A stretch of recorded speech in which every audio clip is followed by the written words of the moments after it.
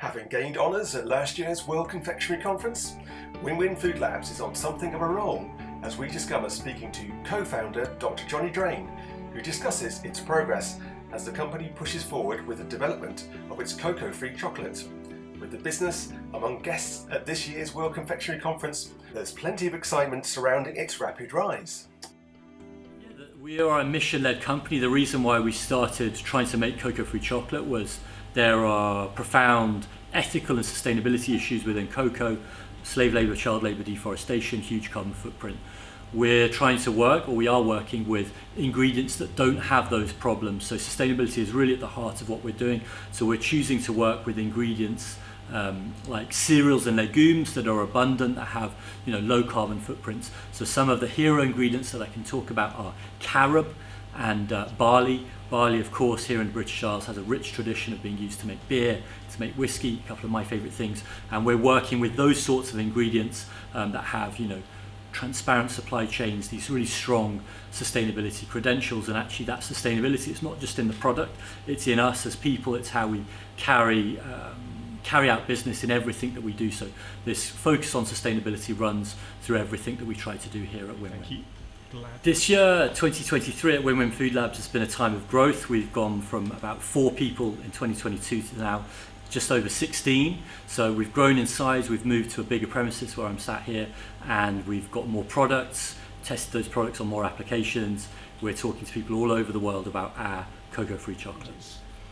We launched the world's first cocoa-free chocolate last year, and when we started designing this product, or this range of products, we wanted to take inspiration from how chocolate's made. So when you make chocolate, you take cocoa beans, they get fermented, they get roasted, and they get melanged with sugar and maybe some other fats.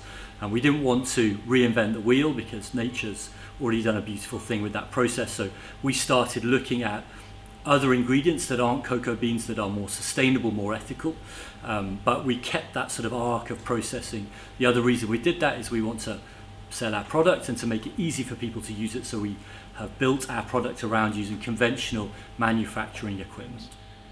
Last year, the business gained success at our World Confectionery Conference with the World Confectionery Awards for the best new product there. So how did you feel about gaining that honour last year? Winning the best new confectionery product at last year's awards was awesome for us as a team. It represented months and months of work for especially the R&D team, creating and rapidly bringing this product to market, and the fact that we were amongst such esteemed nominees and winners of other prizes was a delight to everyone. Yeah, indeed. And in terms of the development of the company, you've had some significant investment in recent times. Can you tell us about how that's having an impact for you? We've raised over $5 million from investors, and that has superpowered the company. So with that, we've been able to grow the team. So we went from the 2 of us to 4 of us to now 16 or so. We've been able to buy more kit, more tools to play with, to explore flavour, to explore the properties of chocolate. We have analysis machines now where we can understand the flavour fingerprints of chocolate and the flavour fingerprints of our cocoa-free chocolate. And we've also been able to hire people to go out into the world to tell the story of what we're doing and why. There's a really important education piece around what we're doing and helping consumers understand why the chocolate bar they might buy in a supermarket aisle isn't so innocent, the sales team to go out, talk to people and try to convince people to adopt what we're doing. I understand there's some strong innovation coming through. Can you tell us about how challenging it is to produce these latest ranges? Producing these latest ranges has been really challenging. We're doing something that no one else in the world really has ever done, and we're trying to create a very familiar flavour profile. People know and love chocolate. People are very attached emotionally to chocolate, and so we know what success looks like. It's very clearly defined, and we're trying to do that without cocoa beans. So we've set ourselves a very difficult task. The challenges are, where do we find those flavours? Where do we find, the magical mouthfeel properties of cocoa butter, that melting in the mouth that's so familiar, so wonderful? How do we find that in other places in nature?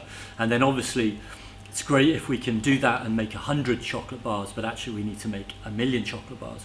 So then the scale-up process We've been deeply involved in that, so working with co-manufacturers to produce these on industrial lines. Of course, when you go from 100 to 1,000 or 1,000 to 10,000, every step of that way, whether it's chocolate or mayonnaise or you name it, with food or manufacturing, when you scale up, you encounter new properties. Things cool at temperatures that you might not have expected. They heat up.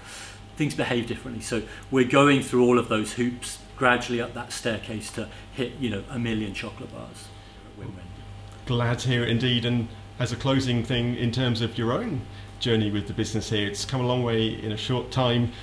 How exciting has it been to see the company grow? Seeing the company grow has been, magical for myself and Aram, my co-founder.